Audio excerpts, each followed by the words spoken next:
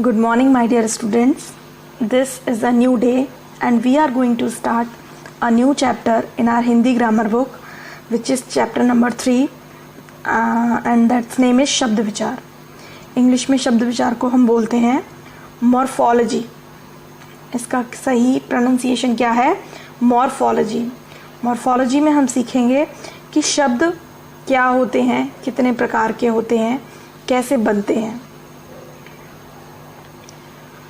इससे पहले हम अपनी बुक में 2 चैप्टर पढ़ चुके हैं. चैप्टर नंबर 1 भाषा, लिपि और व्याकरण और चैप्टर नंबर 2 वर्ण विचार.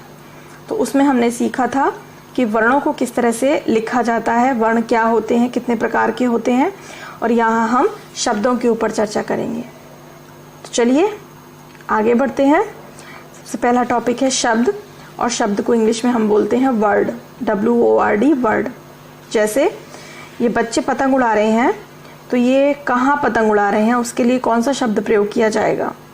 उसके लिए शब्द प्रयोग किया है मैदान. मैदान एक स्थान का नाम है, तो ये एक शब्द है. दूसरी पिक्चर में ये जो डॉल है, इसके लिए हम हिंदी में कौन सा शब्द प्रयोग करेंगे?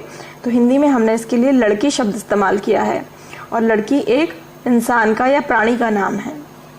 तीसरी पिक्चर में ये जो आपको वस्तु दिखाई दे रही है, ये किसका नाम है? इसके लिए हम कौन सा शब्द इस्तेमाल करेंगे?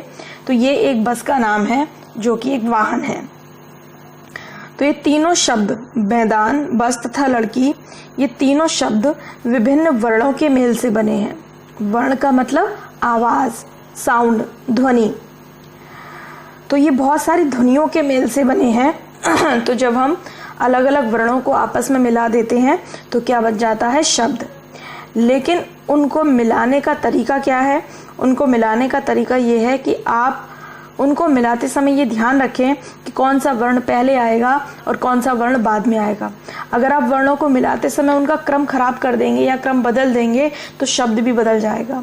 अब शब्द सार्थक बनेगा या निरर्थक बनेगा, इसका पता नहीं है. ठीक है. जैसे मैदान. मैदान बहुत सारे वर्णों से मिलकर बना है, और वर्णों को लिखने का जो क्रम है, ऑर्डर है, वो यही है. कौन सा? अधमा प्लस ए प्लस अधद प्लस आ प्लस न प्लस आ.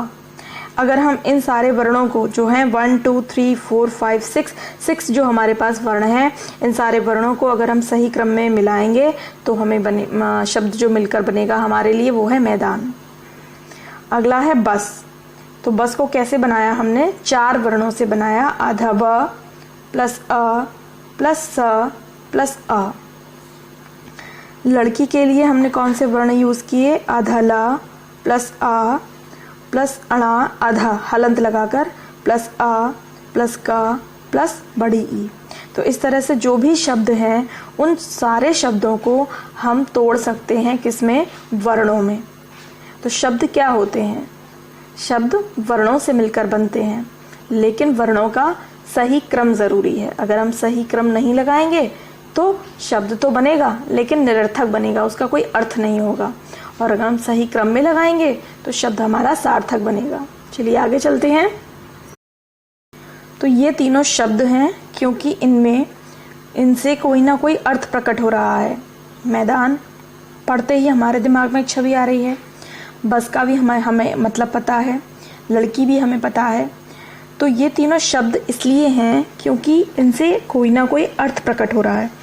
शब्द हम कोई और भी लिख सकते हैं, लेकिन अगर उनसे कोई अर्थ प्रकट ना हो तो वो शब्द नहीं कहलाएगा. जैसे मैंने यहाँ लिख दिया ककर. ठीक है. ये ककर भी एक शब्द है, लेकिन ये ककर पढ़ते हुए या बोलते हुए हमें इसका कोई अर्थ प्रकट हो रहा है? नहीं प्रकट हो रहा. तो ये कैसा शब्द माना जाएगा? ये एक निरर्थक शब्द माना जाएगा, जिसका कोई अर्थ नहीं है. तो शब्द क्या है? वर्णों के सार्थक मेल को शब्द कहते हैं. डेफिनेशन है, इसको कैसे भी लिख सकते हैं. वर्णों का सही क्रम मिलाकर शब्द बनता है, और उस शब्द का कोई ना कोई अर्थ अवश्य होना चाहिए. या हम ऐसे लिख सकते हैं कि वर्णों के सार्थक मतलब अर्थ सहित, जिसका कोई अर्थ निकले. तो वर्णों के सार्थक मेल को मिलाने को हम क्या कहते हैं? शब्द कहते हैं. सिंपल सी डेफिनेशन है बस शब्द की. आगे चलते हैं शब्द के भेद। शब्द बहुत सारे हम बनाते हैं और बहुत सारे जानते हैं, तो उनके भेद होते हैं, मतलब शब्दों को हम अलग अलग कैटेगरी में रखते हैं। काइंड्स ऑफ वर्ड कौन से होते हैं? हिंदी भाषा में शब्दों को 4 आधारों पर बांटा जा सकता है। देखो, आधारों पर हमने बांटा है। शब्द तो बहुत सारे हैं, लेकिन हमने उसको बांटने के लिए आधार कितने बनाए हैं? आधार बनाए हैं 4। पहला, शब्द की उत्पत्ति कैसे हुई है, इसके आधार पर हमने शब्दों को बांटा है। दूसरा, शब्दों का अर्थ क्या है, इसके आधार पर हमने शब्दों को बांटा है। तीसरा, शब्दों की बनावट कैसी है, इसके आधार पर हमने शब्दों को बांटा है। और चौथा, शब्दों का प्रयोग हम कैसे कर रहे हैं, इसके आधार पर हमने शब्दों को बांटा है। तो शब्दों को बांटने के कितने आधार हैं? 4 आधार हैं। उत्पत्ति के आधार पर, अर्थ के आधार पर, बनावट के आधार पर और प्रयोग के आधार पर। तो आज के वीडियो में हम देखते हैं कि हम कितने आधारों पर शब्दों के भेद पढ़ते हैं। तो पहला जो है वो है आपका उत्पत्ति के आधार पर। उत्पत्ति का मतलब होता है किसी चीज़ की स्टार्टिंग, शुरुआत कहाँ से हुई है, वो निकली कहाँ से है। तो उत्पत्ति के आधार पर शब्द नीचे दिए गए 4 प्रकार के होते हैं। उत्पत्ति के आधार पर अगर हम देखें तो शब्द कितने प्रकार के होते हैं? 4 प्रकार के होते हैं। एक आपको दिखाई दे रहा है, 3 मैं आपको बता देती हूँ। पहला है तत्सम शब्द, दूसरा है तद्भव शब्द, तीसरा है देशज शब्द और चौथा है विदेशी शब्द। ये चारों जो हमने इसके टुकड़े किए हैं, चारों हमने इसके भाग किए हैं, वो किसके आधार पर किए हैं? उत्पत्ति के आधार पर किए हैं। किसके आधार पर? उत्पत्ति के आधार पर। तो उत्पत्ति के आधार पर शब्द कितने प्रकार के होते हैं? 4 प्रकार के होते हैं। सबसे पहला क्या है? तत्सम शब्द। तत्सम शब्द वे शब्द जो संस्कृत भाषा से ज्यों के त्यों, ज्यों की त्यों मतलब जैसे थे वैसे, हिंदी भाषा में आए हैं। हिंदी भाषा से पहले भारत के लोग कौन सी भाषा में बात करते थे? कौन सी भाषा यहाँ पर प्रचलित थी? संस्कृत भाषा। तो संस्कृत भाषा का अब इतना प्रयोग नहीं होता है, अब उसका स्थान हिंदी भाषा ने ले लिया है। लेकिन कुछ शब्द संस्कृत भाषा से उठकर हिंदी भाषा में शामिल हो गए, क्योंकि लोग जानते थे ना संस्कृत भाषा। तो जो शब्द उन्हें संस्कृत में अच्छे लगते थे वो वैसे की वैसे किस में आ गए? हिंदी भाषा में आ गए। तो हिंदी भाषा में वो शब्द जो आए संस्कृत भाषा से वो क्या कहलाते हैं? तत्सम शब्द कहलाते हैं। और जैसे के तैसे आ गए, उसमें हमने कोई भी चेंज, कोई भी परिवर्तन नहीं किया। जैसे आप इसको याद रखने के लिए स को याद रख सकते हैं। तत्सम, स मतलब संस्कृत भाषा से आने वाले, ठीक है। जैसे घृत, वैसे तो हम घी ही बोलते हैं, बट कुछ लोग अभी भी घृत बोलते हैं। सर्प, वैसे तो हम सांप बोलते हैं, पर सर्प भी चलता है हिंदी में। पत्र, पत्र तो हम बोलते ही हैं, तो ये पत्र संस्कृत भाषा का शब्द है। रात्रि भी बोलते हैं, तो ये रात्रि जो है वो संस्कृत भाषा का शब्द है। तो ऐसे तो आपको अभी 4 ही एग्जाम्पल दिए हैं, लेकिन ऐसे बहुत लंबी लिस्ट है शब्दों की, जो शब्द कहाँ से आए हैं? संस्कृत भाषा से आए हैं। तो जब हम हिंदी पढ़ते हैं, बहुत सारे शब्दों से हमारा परिचय होता है, तो वहाँ हमें ये पहचानना होता है कि जो भी शब्द हम पढ़ रहे हैं वो कैसा शब्द है? तत्सम शब्द है, तद्भव शब्द है, देशज शब्द है या विदेशी शब्द है। तो इसके लिए पहले पता तो होना चाहिए ना कि तत्सम होते क्या हैं, तद्भव होते क्या हैं। तो वही हम जानने के लिए बस आज ये चैप्टर पढ़ रहे हैं, और कोई चैप्टर का पर्पस नहीं होता। बस क्या होता है, हमारी थोड़ी सी इन्फॉर्मेशन बढ़ा देना और हमारी बुद्धि सोचने के तरीके को थोड़ा सा डेवलप कर देना, ठीक है।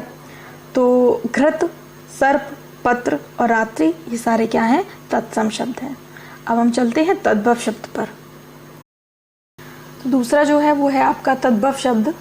वे शब्द जो संस्कृत भाषा से कुछ परिवर्तन के साथ हिंदी भाषा में आए हैं, मतलब थे तो वो ओरिजिनली संस्कृत भाषा के, लेकिन अब हमने थोड़ा बहुत परिवर्तन उसमें कर दिया, क्योंकि संस्कृत भाषा में जबान पर चढ़ने में दिक्कत होती है, थोड़ा कठिन शब्द होते हैं संस्कृत के। तो हमने उसमें से थोड़ा चेंज कर दिया, उसको सरल बना दिया और वो बन गए तद्भव। तद्भव, तो तद्भव और तत्सम 2 है ना। तो स से तो आप रखना संस्कृत वाले, जिसमें हमने कोई परिवर्तन नहीं किया, जो जैसे के तैसे हैं, और तद्भव में हमने उसमें परिवर्तन कर दिया है। जैसे घी, घृत था ना, तो घृत का हमने बताया था ना अब आपको पीछे, हम लोग क्या बोलते हैं? घी। तो घी कोई नया शब्द नहीं है, घृत से ही बन गया घी। ऐसे सांप, और सांप को हम पहले संस्कृत भाषा में क्या बोलते थे? सर्प। तो सर्प को हमने थोड़ा सा चेंज कर दिया, आसान बना दिया सांप। मतलब वही है ना, जो रारेफ की मात्रा है, रापदेन की मात्रा है, प्रीऋषि की मात्राएं थोड़ी डिफिकल्ट होती है ना, तो इनको हटाकर हम सिंपल वाली मात्रा लगा देते हैं, शब्द बन जाता है। जैसे पत्र, तो पत्र को हमने क्या बना दिया, चिट्ठी, है ना। तो ये तद्भव हो गया। ज़्यादातर सब लोग नॉर्मल तो चिट्ठी बोलते हैं, किताबों वगैरह में भी हम पत्र बोलते हैं। ऐसा ही एक और शब्द है रात्रि, तो रात्रि का जो तद्भव बना दिया वो बना दिया रात। आज तो हम सब लोग रात ही बोलते हैं। तो ऐसे ही है, जो पहले थोड़े से कठिन शब्द चलते थे उन्हें हमने चेंज कर दिया। तो नीचे एक लिस्ट दी गई है ऐसे शब्दों की, तो देखिए पढ़ते हैं। जैसे तत्सम जो है वो सूर्य है, और सूर्य से हमने सूरज बना दिया। पक्षी, पंछी बना दिया। कर्ण, कान। कर्म, काम। स्वर्ण, सोना।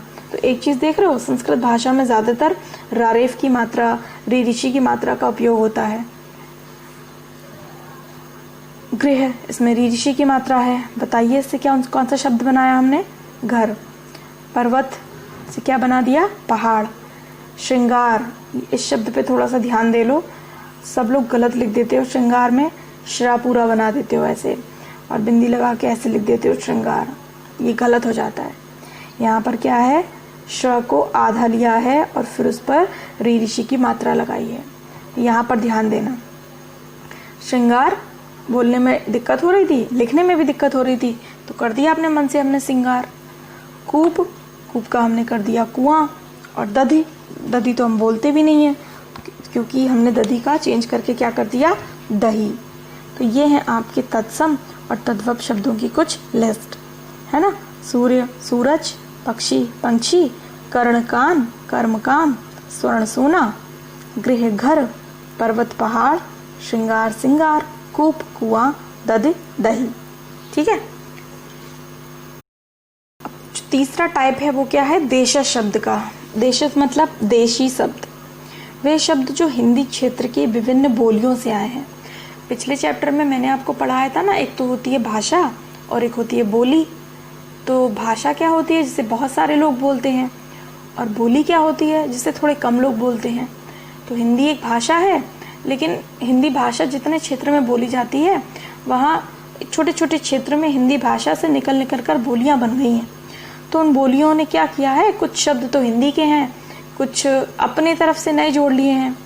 तो उन बोलियों में वो शब्द इतने प्रचलित हो गए कि वो भाषा में ऐड हो गए, तो उन्हें हम बोलते हैं देशज शब्द।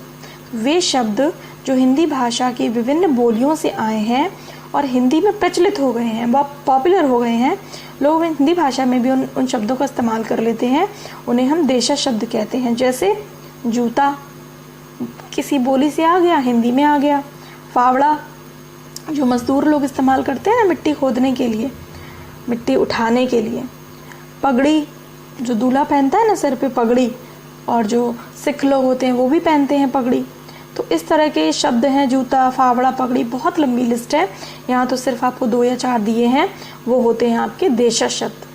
तो अब आपको पता लगाने पड़ेंगे, जब आप भी कोई शब्द पढ़ेंगे थोड़ा सा सोचा करो, पूछा करो अपने आप से, ये तत्सम है या तद्भव है या देशज है या विदेशी है, कैसा शब्द है, तभी तो मज़ा आता है। ये तो डेफिनेशन हो गई, इनको तो बस एक बार सीख लो और फिर मज़ा क्या आएगा, इसको पढ़ने में मज़ा नहीं आता है। आगे जो आपका चौथा शब्द है वो है विदेशी शब्द। तो वे शब्द जो हिंदी भाषा में विदेशी भाषाओं से आए हैं वो विदेशी शब्द कहलाते हैं। भारत में बहुत सारे विदेशी लोग आए तो उनके साथ उनकी भाषा भी आई। अब वो अगर बहुत लंबे समय तक यहाँ रह गए तो उनके विदेशी शब्द भी लोग पकड़ने लगे, अपनाने लगे। जैसे अंग्रेज रह गए तो अंग्रेज बहुत सारे शब्दों की हमको बोलने की आदत उन्होंने हमें डाल दी।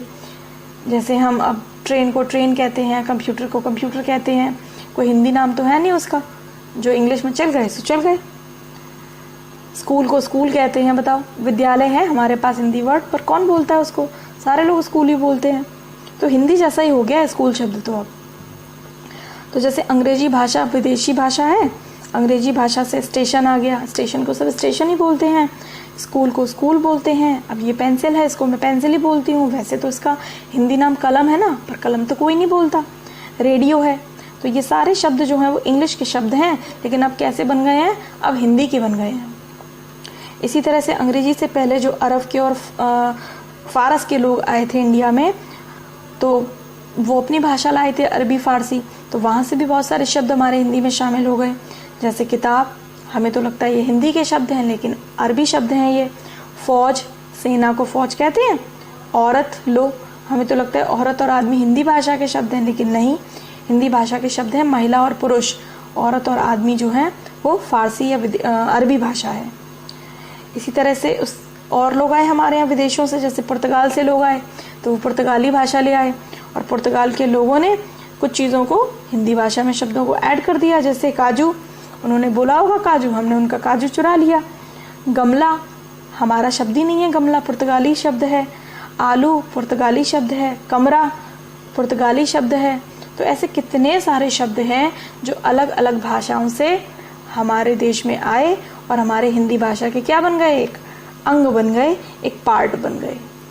ठीक है, अब बहुत मुश्किल होगी, मुझे भी होती है, ऐसा नहीं है कि मैं सारे शब्द जानती हूँ, आपको भी मुश्किल होगी। आपको थोड़ी ना पता है कि पुर्तगाल से कौन कौन से आए, अंग्रेजी से कौन कौन से आए। लेकिन ठीक है, जितना जितना हम अभी टाइम के अकॉर्डिंग सीखते जा रहे हैं, उतना उतना तो कम से कम हम अपना पक्का कर लें। ठीक है, आगे चलें। अब जो हमारा पहला था ना आधार, उत्पत्ति के आधार पर, वो खत्म हो गया, क्योंकि उसमें 4 ही शब्द थे, तत्सम, तद्भव, देशज और विदेशी। अब दूसरा आधार है अर्थ के आधार पर।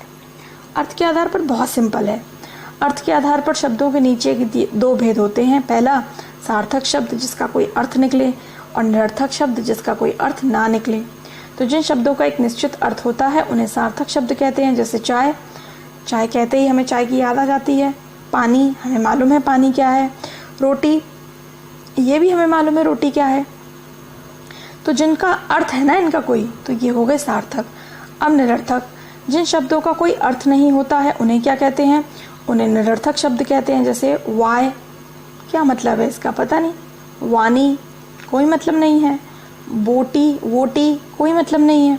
तो ऐसा हम कोई भी शब्द लिख दें अपनी तरफ से बनाकर जिसका कोई मतलब ही नहीं है, तो उसे हम बोलेंगे निरर्थक शब्द।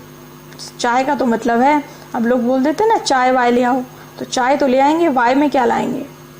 पानी वानी दे दो, पानी तो दे देंगे, वानी कैसे देंगे। अरे रोटी वोटी खा लो, तो रोटी तो खा लेंगे, वोटी कैसे खाएंगे, क्योंकि इनका कोई अर्थ ही नहीं है, लेकिन ये चल जाते हैं, बोलचाल में आ जाते हैं। तो ये हैं आपके सार्थक शब्द और ये हैं आपके निरर्थक शब्द। ठीक है, तो आज के वीडियो में बस इतना ही। अब मेरे पढ़ाने के बाद वीडियो को एक बार फिर से देखना, और उसके बाद वीडियो को बंद करके अपनी बुक को बोल बोल कर पढ़ना, है ना, क्योंकि ये तो मैंने पढ़ दिया, आपको भी तो हिंदी अच्छे से पढ़नी आनी चाहिए ना, तो आप भी अपनी पढ़ने की कोशिश करना। तो कोई भी जो चैप्टर होता है उसे 3 तरह से पढ़ना चाहिए।